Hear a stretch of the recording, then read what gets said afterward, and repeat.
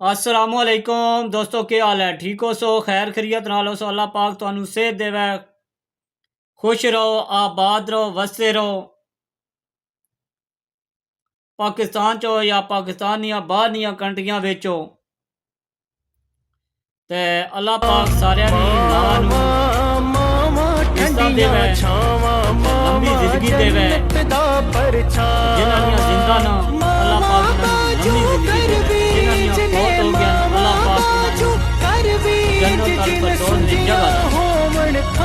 आन दी याद विच जनाब तुहानू शेर सुनाना अगर अच्छा लगे तो कमेंट विच लाजमी। रुतबा मां दा आंदा है हमेश उच्चा,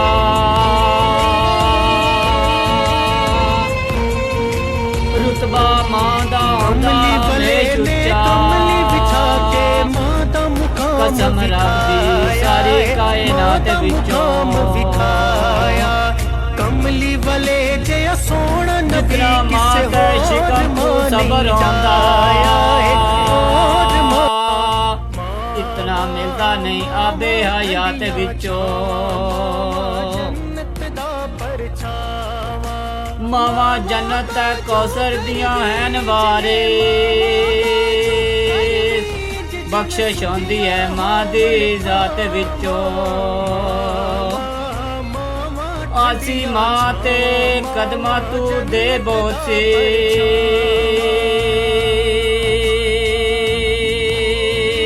रब मिलदा है मां दी याद विचों। रब मिलदा है मां दी याद विचों।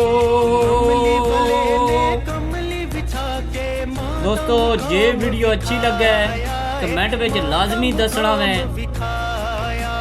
ते अल्लाह पाक सारियां नी मावां नू लंबी जिंदगी देवे ते जेड़े इस दुनिया ते टुर गए नो अल्लाह पाक उन्हां नू जन्नत अल फिरदौस विच जगह देवे।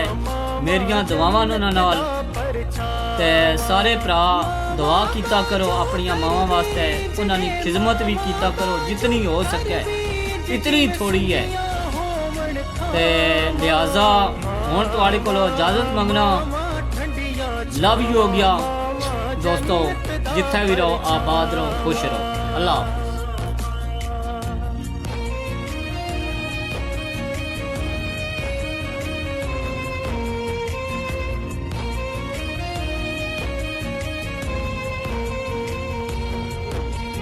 कमली वाले ने कमली बिछा के मां दा मुकाम विखाया है, मां दा मुकाम विखाया। कमली वाले